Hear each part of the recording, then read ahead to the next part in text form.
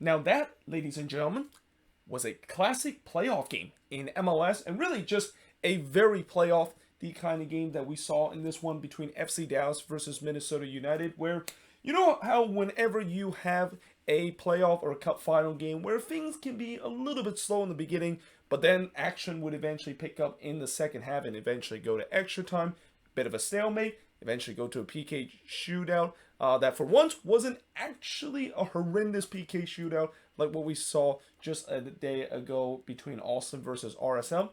And therefore, we get a very good playoff game that we saw in this one. But unfortunately, for the Loons, well, you knew that they weren't going to win this. Like, as much as I'm hoping that Minnesota Sports Curse isn't going to bite back to this team, it unfortunately live on in this one. And that, again, it's going to be very hard for me to kind of read on this game. I mean, I know the first reaction is going to be, people's going to be mad at Sinclair. And that, I think that's going to be the first overreaction. Well, I wouldn't say overreaction, but kind of just a first hot take with the way that Dane Sinclair, besides that stellar night that he has been in regular time, yeah, it was tough to watch him in a PK shootout where I just don't understand why he just simply dived the one way and basically let FC Dallas just kind of knew what they were going with the PK shootout. But at the same time, PK shootout is a crapshoot. It's basically a flip of the coin, and really it's a game where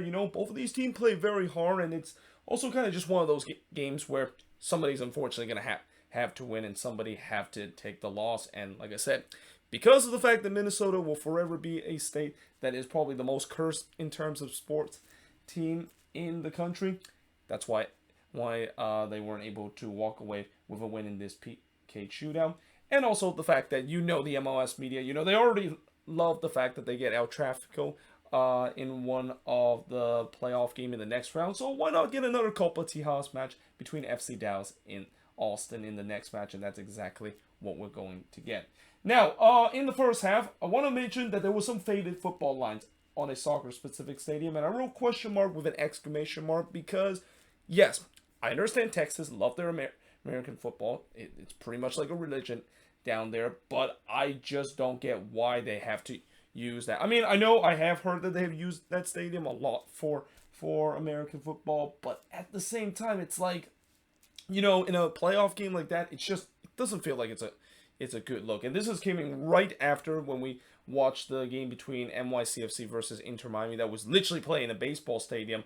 The last thing you want is to play in a stadium that, you want to show maybe for someone that watched MLS for the first time or the playoffs for the first time that, you're seeing the league is making progress in terms of actually playing at soccer-specific stadium and don't have any kind of like football lines or kind of baseball kind of dimension like what we saw in the last game, and unfortunately that was not the case. Though I will say that one thing I will give credit to Dallas in this game is that the crowd was lit in this one. I mean, this was really one of the first time where it was absolutely packed at Toyota Field. You don't usually see that happen a lot, and especially on a Monday night game. I remember a couple of years ago when Dallas, of course, played a weeknight game against the Portland Timbers, and man, there was like only 10,000 fans that actually showed up, and the stadium was half empty in it. And that in this game, there was a lot of people that was concerning that, is this going to be like Red Bull Arena, what we saw in the first playoff game where it was half empty, nobody showed up. But give credit to Dallas. The fans definitely showed up in this game, and like I said they were very loud throughout the entire part of this game. Probably the loudest I've heard Dallas fans throughout this entire season. And even at some point, it kind of makes me thinking, man, this is almost the same atmosphere that their interstate rival Austin FC is able to provide. And this is also why the MLS media really were polling FC Dallas, and that I can clearly tell that both John Strong and Stu Holding was clearly rooting for Dallas. I mean, I usually don't talk about how commentators and how they show their bias and stuff like that, but I think in this game it was pretty obvious why they decided to pull very hard on Dallas, because they want to have a Copa Tejas in the next round between Dallas versus Austin. And again, I think at the end of the night they'll be happy the fact that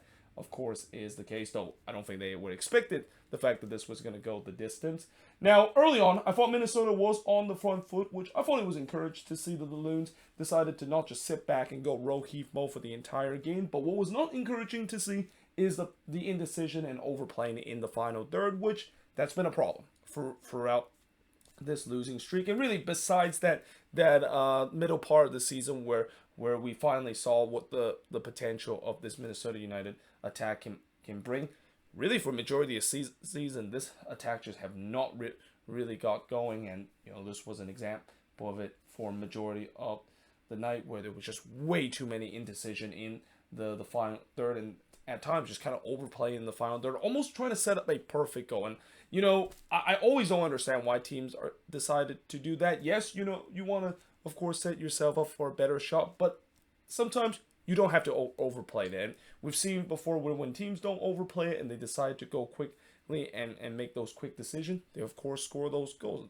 But again, I just don't know why the Loons have to have a perfect look, or even just a perfect kind of attack, almost like they're trying to be like NYCFC playing this champagne soccer, when that's not first of all, that's something that NYCFC can play because they have the player to do it.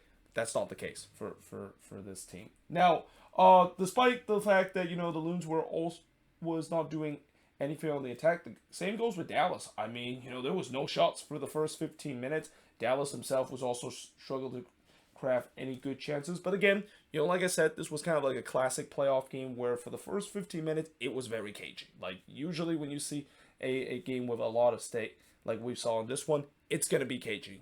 Both of these teams don't want to give up that first goal and find themselves behind the 8 ball. There was a shot for a penalty for Minnesota that was not given in the 16th minute before the first shot of the game came in the 20th minute when Ferreira heads it just wide from close range. This was a rough game for Jesus Ferreira, and this is also a game that will not give a lot of U.S. men's national team fans a lot of confidence heading into the World Cup, because in a big game like this, I was really hoping that Jesus Ferreira would deliver, because that would really help his case in terms of, well, I'm pretty sure that maybe he is going to be most likely locked to be on Greg Berhalter's World Cup roster, but in a game like this, where it's a big game, it's a kind of a playoff kind of game, similar to what the U.S. are going to be doing in the group stage and maybe even in the knockout round. I was hoping that eventually these players will step up in these big moments, and that's just not the case in this one. In fact, other guys like Paul Arriola and Sebastian Lletget, two guys that could also be on the plane to Qatar, they didn't. They were really non-factor throughout this game too, and this is why, again, maybe some U.S. fans may have a rights to be very concerned about this. I mean, for a long time, I try to be optimistic with the U.S. men's national team, and I also don't want to be like one of those doomers for the U.S. men's national team that always being very negative about stuff. But as we get closer to the World Cup and knowing how a lot of these players that are playing in MLS in the playoffs that could potentially make it to the national team in Qatar, and how they have not done very, very well throughout this playoffs, that is a huge concern for the U.S. men's national team. And talk about the other games, guys like Walker Zimmerman, who I thought Zimmerman had a good one in the game against the Galaxy, but then his potential partners, Aaron Long, had an absolute dreadful game against FC Cincinnati, and was the reason why the Red Bulls lost that one and gave up the goal. So yeah, after this game, after seeing both of them, and also seeing Dallas, who of course we know they have the most players representing from their team and also from the academy, yeah, it is a very big concern for the World Cup that's happening in November, of the fact that the U.S. could actually be free and out in the World Cup. But we'll worry about that when that time does come. But now focus back in this game. The first shot did came from Minnesota, as Trapp had a half volley that goes right to pass. Lud then pulls it wide from long range before Velasco blasts one high from long range. And I thought Dallas started to get more possession. I mean, Minnesota, they kind of came out on the aggressive side, but Dallas eventually started to take control of this game, which is kind of expected, because this is a team that likes to take control of this game when they're playing at home. And just in general, when you have a home playoff game, you want to dictate the pace of the game, and that's what Dallas decided to do. But still, if you're a neutral, it's been a tough game to watch, because it's been very cagey. The shots are only 2 apiece for both teams through 38 minutes. Though in the 43rd minute, Dane Sinclair, again, throughout this night, I think if you minus the PK shootout that he had in that performance, he actually had a decent night in this one, but he got away with a big mistake here, where he didn't punch this one well as he was coming off his line to punch it, and then he trying to maybe redeem himself by catching it, but instead, Dallas, of course, were able to get to the ball first. Of course, who exactly it was that got the ball first, and yeah, it was a mad scramble in the box, but fortunately for Dane Sinclair and for the Loons, Dallas wasn't able to capitalize because of it. But we do head to halftime, scoreless between both of these teams, and in the second half, it was pretty much the same situation. I mean, neither team really looked good on the final third, almost like, again, they're waiting for maybe until like the 60th or 70th minute when they maybe need to take some risks. Though, in the 54th minute, we did get ourselves the opening goal, and I think this was the best case for this game because, again, as a neutral, up to this point, it was a bit of a snooze fest. But we did get the opening goal in the 54th minute, and who else but Emmanuel Reynoso scoring from Hawane to make it 1-0 in this game. I mean, I thought Reynoso in this game, I mean, he kind of had an okay game. I wouldn't say it was a spectacular game in this one, even though he scored the goal. I mean, there was period that he looked like the Reynoso that I saw from the playoff run that this team went in the COVID season, but there's time where I saw the Reynoso of the losing streak that the Loons were on in the beginning of the season, where he was pretty much not a factor. But yeah, here he scored a big goal here, and you gotta give a lot of credit to Hawane too, because it looked like he had a chance on the open end, and that it looked like he might have lost that chance because he didn't really do a good job in terms of the first touch, but he still were able to feed it to Reynoso, who buries it from outside the box, and yeah, that gave the Loons a 1-0 lead. Legit then puts a weak shot to Dane Sinclair, and I mean, please note row heave mode, because I've seen this before with this team where they decide to go row heave mode and just kind of bunker the whole game, and that this was not going to end up well for this team. Though, in the 62nd minute, Ariella tried to go for a bicycle kick goal, but that one is tipped over. But then in the 64th minute, Dallas equalized. It's Facundo Quignon scoring from Hedges and Velasco to tie the game up at 1 apiece. This came from a set piece, which I didn't write it on the board here, but the Loons had a lot of trouble in terms of dealing with set pieces in this one, or balls that is coming into the box, which is kind of uncharacteristic because I thought throughout this season they've done a really good job in terms of that, but in this game, man, they had a lot of trouble in terms of dealing with it, and this was supposed to be one of the worst teams in terms of set pieces, that is FC Dallas. I mean, coming into this game, I think they only scored like 2 goals from the set piece. It would make it number 3 after this one, and yeah, the game was tied up at 1 apiece, though it looked like it was going to be 2-1 in favor of Minnesota when Reynoso got on the other end and puts it in to retake the lead for the Loons, but the flag was up for offside, and rightfully so. When you look on the replay, I mean, there was a 3 Loons player that was going for it on the attack, and all 3 of them was in an offside position. But for Dallas, that is a huge let off in that one. I think Stu Holding even mentioned it.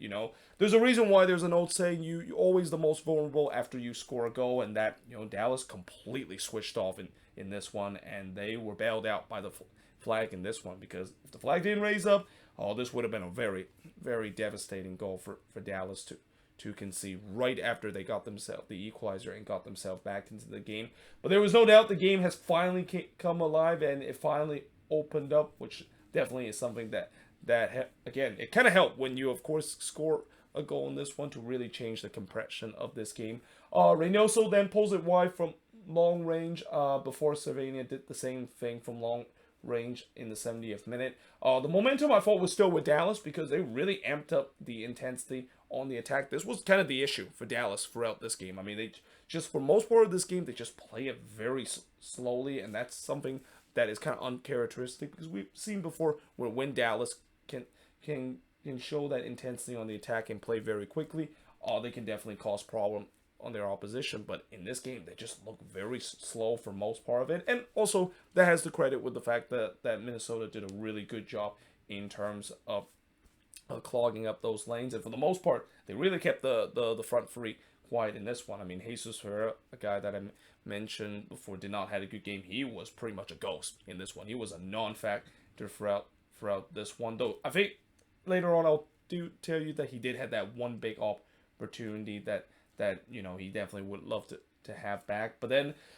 in the 75th minute, Dane Sinclair would deny Velasco on the free kick before Le puts one right to pass. Rosales then had a big chance in the back post, but he just flicks that one wide before Boxo actually would win upfield on a rarity and trying to score a young Gregush kind of level long range shot, but unfortunately he missed that one wide. Actually, I shouldn't say young Gregush. I would say Hassani Dotson kind of level long range shot, but it's still kind of makes sense because both young Gregush and Hassani Dotson both are known for those long range goals. And even though Gregush is no longer part of this team, I think this is where I really hope Dotson is going to recover next season in time. Where I hope we definitely miss him in terms of that midfield presence, especially scoring those bang goals that we know he of course can score. I mean, not that Boxo can't score too. I mean, he has scored a couple during his career too, but not so much throughout this season. So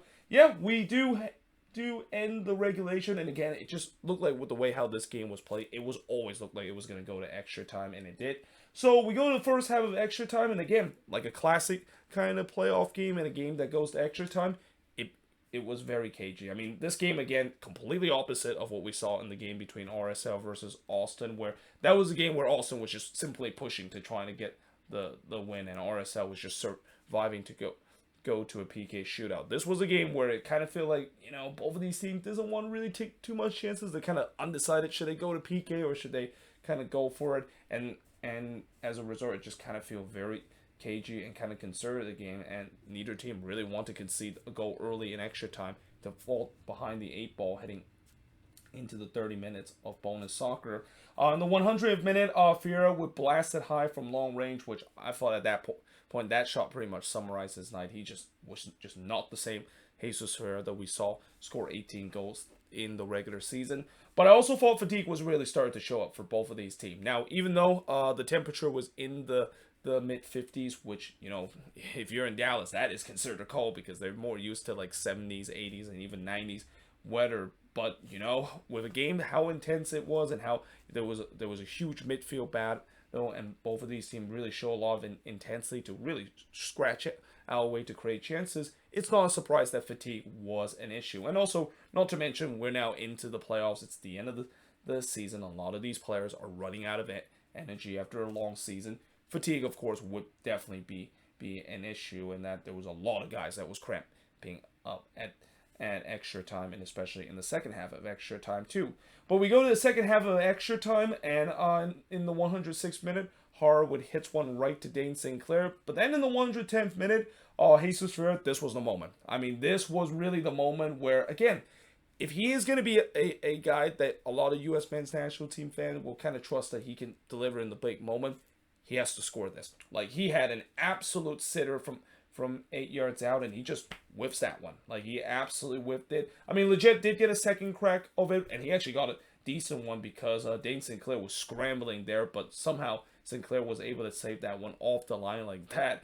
That was about maybe about a couple of feet away from actually crossing the line, but when they look on the replay, yeah, it was definitely on the line. The ball didn't cross over the line there, but yeah, a huge missed opportunity for FC Dallas, but also an incredible save for Dane Sinclair here to keep this one at one apiece. But again, the intensity was once again amped up for Dallas. Like, they look like now that they are the one that is trying to win this before we go to a shootout, and the Loons look like they were the one that is trying to be like RSL, trying to maybe take their chances in a PK shootout. Velasco would hit one right to Dane Sinclair on the free kick. Now, one thing that I will quickly mention on this free kick, well, actually before this free kick, is that there was actually a very controversial call in this one where I think it was maybe Le the one that handballed this one, or oh god, I forgot who it was. It was one of the Loons player. He kind of handballed this one, even though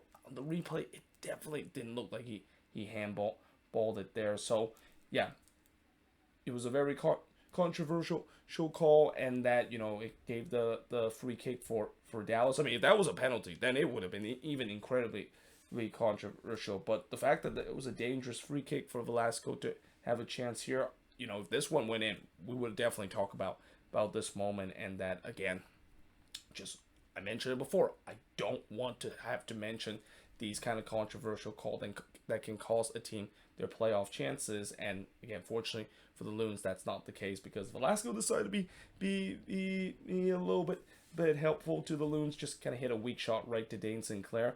Then there was a huge shout for a penalty. Then in the 120th minute, when Dallas thought that Hara was brought down in the box, I think in the end this was a good call because again, it feels like Hara kind of sold it a little bit there. I mean, there was contact, but in this part of the game and at this intense of the game, referee is not going to call that. So as a result, we go to a PK shootout, and like I said, this time the PK shootout was much better than the one we saw in the one against Austin versus RSL. But your winner in the PK shootout was FC Dallas, and it's Velasco, the one that wins the PK shootout on a very cheeky kind of chip, a Malik Foster kind of level. Well, actually, not Malik Foster. They're kind of level with the way that he kind of absolutely dinks it in a ridiculous angle, but more like kind of like a hat volley there, and that Dane Sinclair actually kind of read this one a little bit, but it was kind of too late for him to readjust that. And also Will Trapp, of course, missed the only penalty in the PK shootout, as both teams was perfect pretty much in their PK shootout, except for the one that Will Trapp misses. And yeah, that was kind of the difference in this one, as Dallas is moving on into the next round of the playoffs with a 5-4 PK shootout win. And the shots in this one, 19 shots compared to 7 that Minnesota has, 3 shots on goal compared to 9 that Dallas had, 2 shots off target compared to 6 that Dallas had, 2 shots that was blocked compared to 4 that Dallas had, and possession-wise, 60% possession compared to 40% possession that Minnesota has in this game. But if you actually watch this game, I don't think the stats really shows the fact that Dallas really kind of dominated. I mean, I think they were slightly the better team, but in no ways I thought they really looked like a team that was kind of similar to when Austin played against RSL, where they were just putting pressure nonstop and just aren't able to find a way to get through in 120 minutes, but still were able to get it done in the PK shootout. I think this was a relatively tight game, and again, just one of those games where somebody's have to lose, despite how entertaining, well, I wouldn't say entertaining, but more like how intense and just kind of that classic playoff vibe where both of these teams wants to win, but also they don't want to kind of lose because of how much is at stake. And yeah, in the end, Dallas, of course, is moving on. And for the Loons, again, this is another one of those games where we have some of these before in the regular season where I don't know what to make of this game. I mean, for me, yes, I'm disappointed as a Loons fan seeing this team lose in a PK shootout. It always kind of is a bit of a gut punch to see your team lose in a PK shootout. But at the same time, it's like, if you look on the more positive side, they did everything they could in this one. I mean, they really play their hearts out in this one, and that you definitely sense that they were maybe a little bit better in terms of the attack. They of course could have won this game, and that there's also those what if moment. What if that goal that Reynoso scored, the second one he scored, that wasn't flag offside, was correctly called, and that yeah, it's just there's going to be a lot of what if, which is kind of Minnesota tradition, because as I said, this is a state that is the most cursed state in sports for a reason. I mean, it's not just the Twins or the Vikings or the Wild or even the Timberwolves that gives heartbreak for the team. And that, again, one of the reasons why I kind of root for this team is the likableness, but also the fact that maybe this might be different, that they might be a team that doesn't embrace the classic Minnesota sports stereotype, and unfortunately it just isn't the case. And now this offseason, it's going to be a difficult offseason to judge, because again, as I said before, making the playoffs for the Loons might not actually be the best thing for them, because there's a lot of issue with this team, with the way that feels like the front office is happy with this team, just settle for mediocrity and just settle for playoff kind of appearance, and not really think about the long term of how they can go deeper into the playoffs. And if they kind of had that kind of thinking, then they just become the New York Red Bulls of the Western Conference. And I definitely don't want to see this team become the New York Red Bulls in the Western Conference and get to a point where nobody's going to be happy, even when the team make it to the playoffs, because it's all about what they do in the playoffs. And that, again, so far in their short life in MLS, again, besides that one good run that they had in 2020, it's been very frustrating with the way that this team just simply cannot get out of the first round. But there you have it. That is pretty much it for the review of this game. And let me know in the comments below, what do you think of this review? And yeah, hope you guys enjoyed this video. If you do, make sure you guys leave a like, smash the subscribe